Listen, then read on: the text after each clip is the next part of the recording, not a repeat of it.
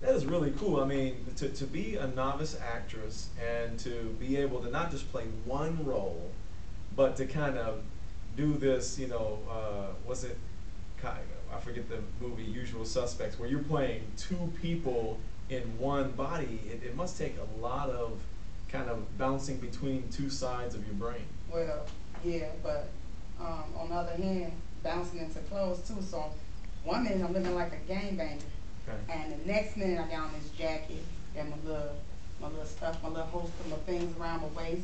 So nobody even knows, because we go to this community meeting at the end and nobody knows. Not even the gangbangers know until stuff break out. I can't tell the whole story, but when I was stuff just gonna break say, out, I don't want to give, yeah, I don't want to give the whole thing away. Things happen, so that's We don't want to give the whole thing away, Yeah. Chicago. We certainly want you to come check it out. Exactly. We've already given one piece away. Oops, she's undercover the whole time too. So, and then Swanie, you play actually Marcus's wife. So Marcus was just on the last segment.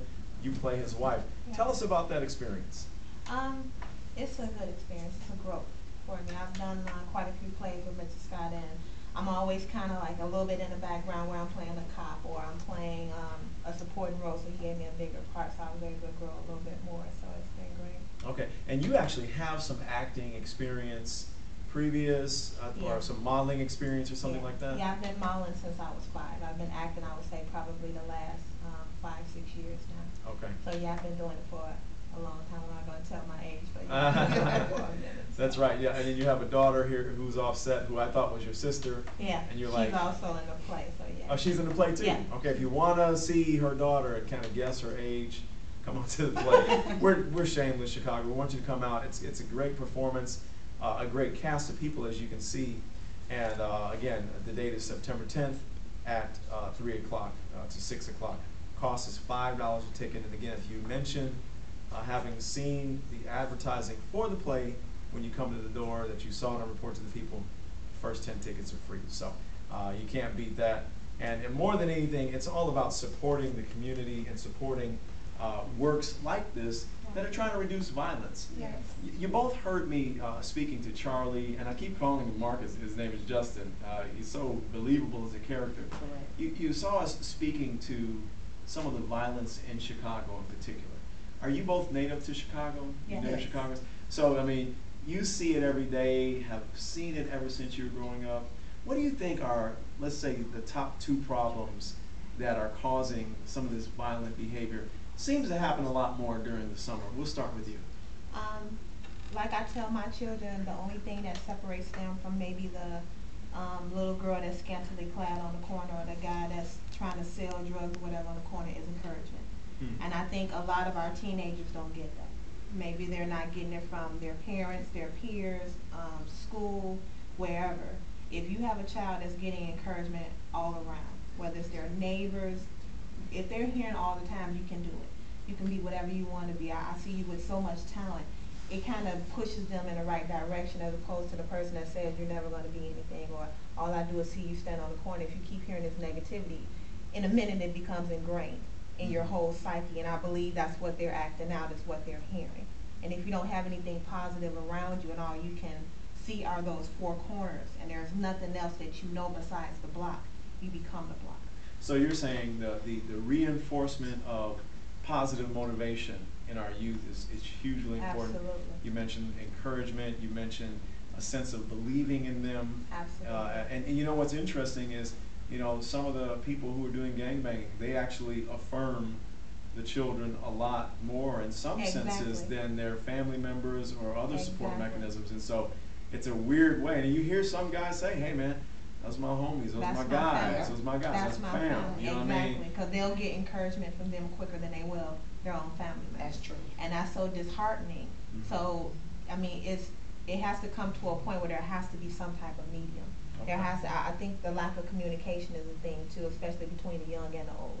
I think that's a big barrier with a lot of it. So communication breakdown can also contribute to that as well. Absolutely. Not only What are your that, thoughts? my thoughts are, it starts with the parent. Because if your child is out there and you don't know what they're doing, come on, it starts with the parent. They're your role models. What about the parents who are working 2 or 3 jobs? I mean, we know what the economy looks like. Coupled with the violence that we see on television, we also see, you know, stock market plunging, you know, joblessness at almost 10%. We see that, and then you look on the block and you know that there are parents out there trying to get jobs, or they're working multiple jobs, and they're trying to provide for these kids, but they can't because they have to pay the rent. How does that play into all of this? There's different outlets. I mean, True. there's after school programs. I mean, my children take karate, they do soccer, they do track, there's dance, there's all type of different facets. A lot of those free. things cost money, though, don't they? It's free. I Okay, mean, if you want your child into it, you're gonna find a way to get That's them into right. it. And there are so many free outlets out here, like Boys and Girls Club. There's park districts. There's a lot of things that they can do that's absolutely no charge. That's true. And your child is in a safe haven where Okay. you know from 3 to 6 o'clock my child is here, and I can Okay. bank on them being here in this setting, and I know that it's safe. You know, Okay. whether or not they're getting into whatever, they're in somewhere where you know that it's safe and it's supervised. There's so many words. So Starts with the parent. Okay. So what you're saying in conjunction with her is that, you know, there really isn't an excuse No. to not parent your children, even if it means you're just researching some of the resources available to them. Yeah. I mean, you can't be with your child 24/7. Even if You you can't. sign them up for a program, That's who's true. going to say that they're going to be there those entire hours or whatever. But if you instill in them Thank you. those set rules and those boundaries and saying, you know what, I know you can do this and I'm setting you here, then, I mean, it is what it is. It kind of goes hand in hand. I agree with you. I agree. Yeah. I agree. I mean, 'Cause you're I speaking work- to You parents. also have- Exactly. you also Because have I to- work 7 days a week. Okay. And man, when I say something means I mean it. Mm-hmm. I mean it. When you say you're gonna be there, that's where you be. They 17, 18, and 19. When I say something, I tell them when I go in the store and I say don't touch it, they don't touch it. Because if you don't have money to pay for it, there's no need for you to touch it. But that's So I- that direct parenting influence that you're speaking of. Exactly. And then if you can't be there, there are resources available to your Yes. kids in Chicago. Well, I'm really excited to have you both back on the show again.